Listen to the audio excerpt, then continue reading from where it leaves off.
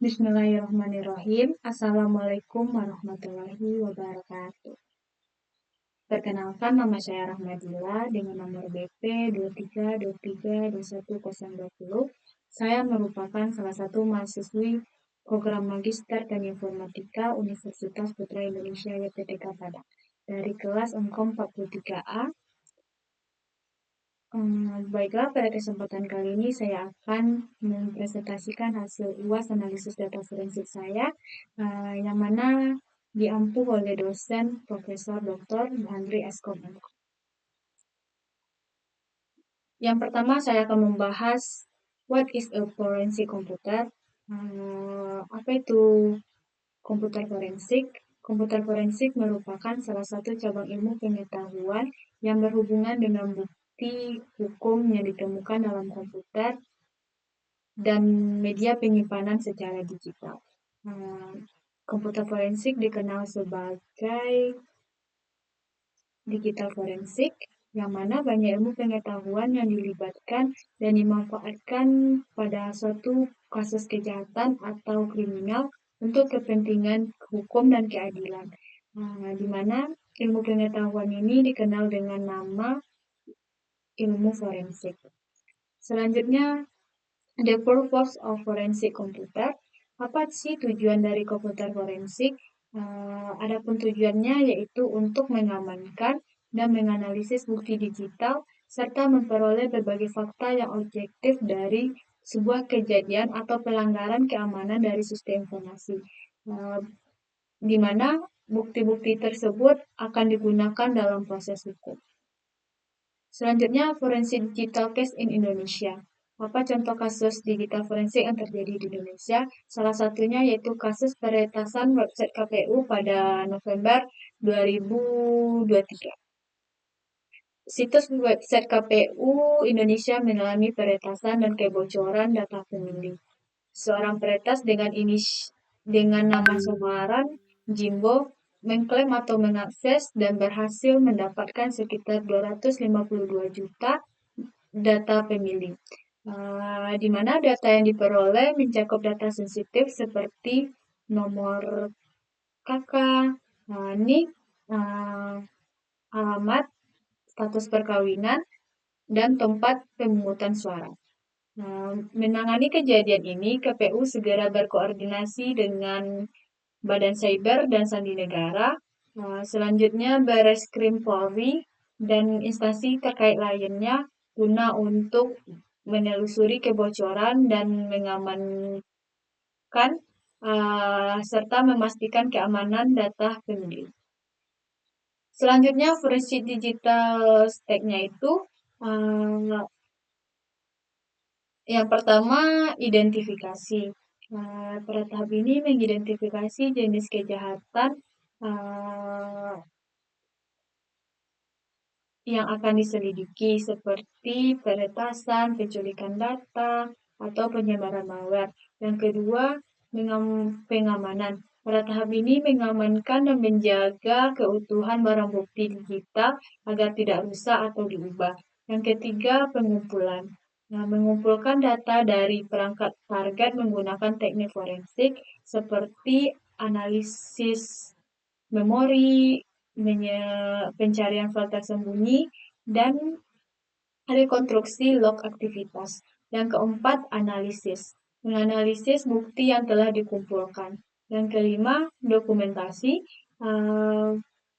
Menyusun laporan forensik yang menggambarkan bagaimana bukti dikumpulkan, dianalisis dari hasil investigasi. Yang keenam, pelaporan dan penyajian. Pada tahap ini merupakan tahap terakhir, yaitu dengan menyusun laporan akhir yang dapat digunakan untuk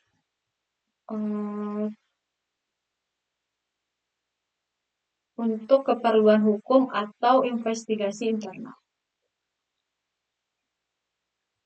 Why digital forensic need to be done?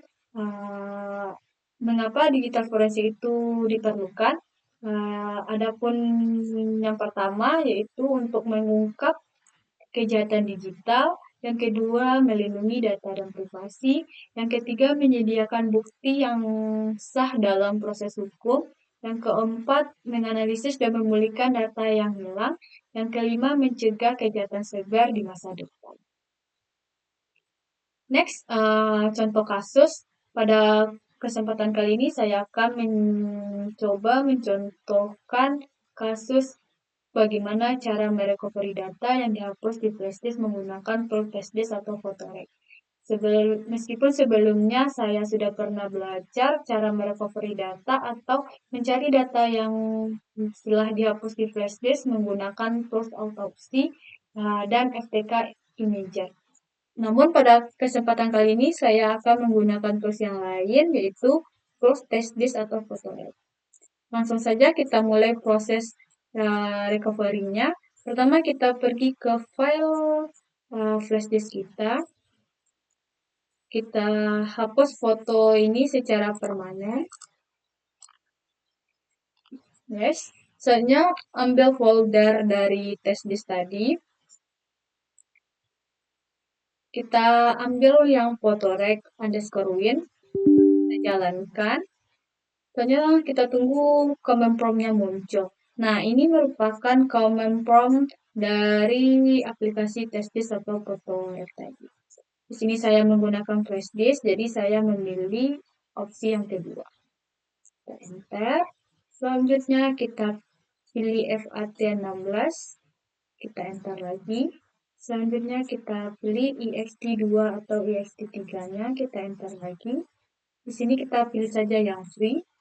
Nah, di sini akan muncul file-file yang file-file yang ada di flash disk kita tadi, termasuk file-file yang sudah kita hapus tadi. Nah, dapat dilihat saya tadi menghapus filenya itu pada jam 10.46 pada tanggal 18 Maret 2020. Nah, kita pilih yang di atas, kita klik C. Nah, kita tunggu proses recovery-nya selesai.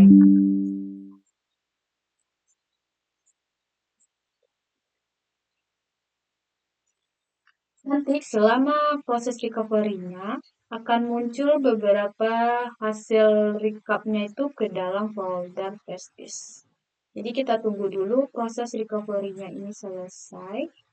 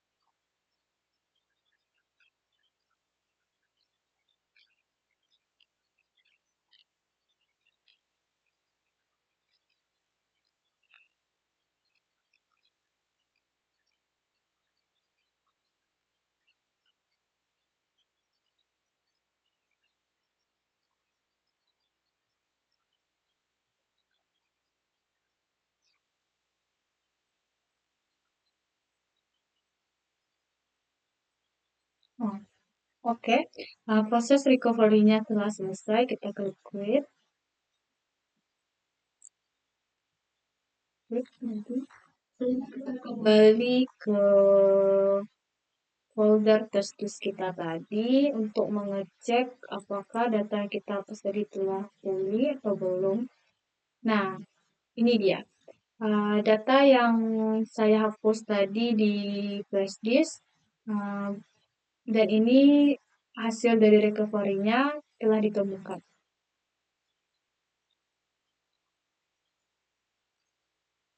Berarti proses dari menggunakan aplikasi Testis atau Potorek tadi dalam mencari data yang telah dihapus berhasil. Selanjutnya, eh, kita kembali ke slide. Nah, itu pertanyaan yang ketujuh. How is the legality of digital forensic? Bagaimana sih legalitas digital forensik itu?